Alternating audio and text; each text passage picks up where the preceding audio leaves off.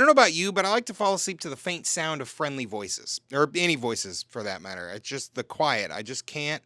I don't like the quiet. And ever since I finished off Bob's Burgers, I've been searching for another lullaby, and with my lady's help, boy have I found it. It's called My Lottery Dream Home, and there's like 15 seasons of it on HBO Max. Jesus, my hair is mad greasy. You're just gonna have to deal with it, okay? It's hotter than hell out here. So what is My Lottery Dream Home? Wouldn't you like to know? It's an HGTV house buying show. You know the type, where the gimmick is that the house hunters are all mostly lottery winners. And let me tell you, while we all watch most house hunting shows for the dysfunctional ass buyers, not the case with My Lottery Dream Home. We're here for David. David Bronstad's his name, and he's the charismatic realtor host. I'm pretty sure he got the gig after winning like a Star Search reality show they did a few years back, which basically makes him HGTV's Guy Fieri, who I also love, by the way. Unless he's an asshole. I've only ever heard good things, but I don't Google him much, and who knows these days. Also, I know it's Fieri, but that just doesn't sound right coming out of my mouth. Anyway, David Bronstad's an absolute gem of a person. First off, just look at him. Man's got the craziest wardrobe I think I've ever seen, and he looks like he decides what he's gonna wear that day via dice roll. Dude looks like an MMORPG character halfway through leveling, wearing whatever buffs his intellect skill, because he fucking loves throwing fireballs. And confident to boot, because those new boots give him +2 to fire damage. May surprise you, but I don't know shit about fashion, so maybe he's on the cutting edge, but I find his fits delightfully absurd. I mean, look at him. Let's start out with the kitchen. Okay. The man serves. He's also the most positive son of a bitch on TV. I mean, he's a walking ball of light. He's the kind of guy to say shit like, Hi, cutie pies. Oh my God. Welcome to the country, my loves. He's You're so handsome. tiny and cute. We'll keep the neighborhoods looking sick and delicious. Okay. the number of middle-aged men from like Texas that I've seen blush because he hit him with a Look how cute you guys are. is worth the price of Max alone. Not that I pay for HBO. Thanks, Mom and Dad. Where most house hunting show hosts are friendly, middle America faces that show houses just fine, David's a stone cold killer. I bet you this man I bet you this man cleaned up before starting a TV career. Frankly, watching him work is half the fun. He does this thing where when he's showing these houses, all of which are all furnished, you know, they're all staged. And every time he'll be showing the living room or whatever, and he gets them to sit on the couch while he points out all the things that they could do with the place. Like, you know, oh, and you could set up some drapes here, and like the TV can go over here, and like, can you imagine that view on a late afternoon day? And listen, I don't know shit about selling a house, but you can't tell me that's not a tactic. Get them all comfortable, visualizing the house being a home. The man's a genius. And far as I can tell, he uses his gift for good. Because, like, he's really good at telling people what they think about the homes, you know?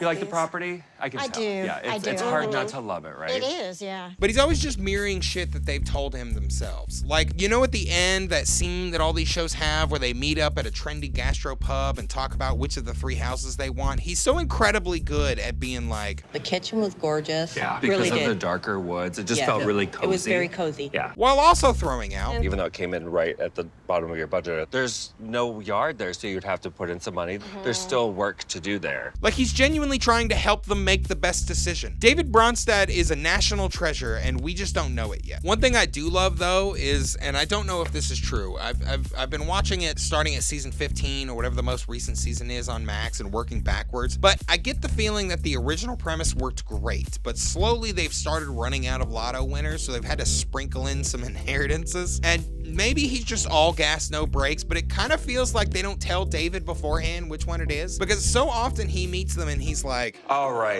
what's happening here? What's going on? Who's the lottery winner? Is it a lottery moment? and they'll be like, well, my mother was the kindest woman I ever knew. And he just hard turns into, oh, I'm so sorry, but she'd want you to have an amazing home. And frankly, it makes me laugh every time. But yeah, I think that's all I gotta say about My Lottery Dream Home.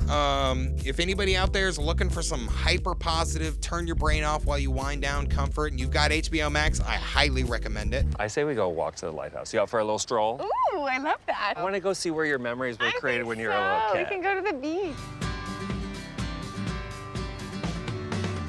Some a little different this week. Truth be told, I've been trying to turn this into a short for like a month now, but every time I started to write it, I had too much to say, so I made this. Thanks for watching. Obviously, subscribe or whatever if you liked it. Shout out, as always, to Killer Bob for the incredible background music. Check out all his links in the description.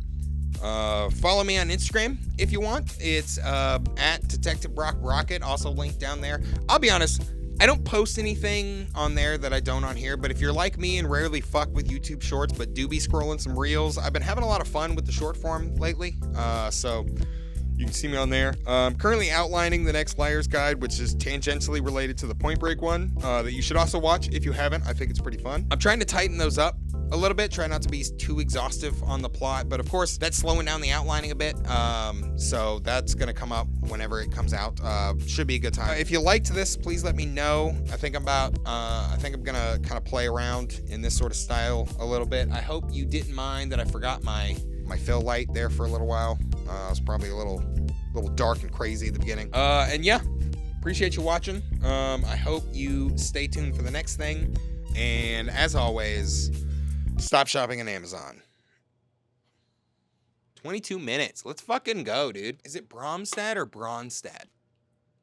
Bronstad. But I'm in so deep. Dude looks like an MMORPG character halfway through leveling, wearing whatever buffs his intellect because he fucking loves throwing fireballs. Fuck. Dude looks like an MMORPG character halfway through.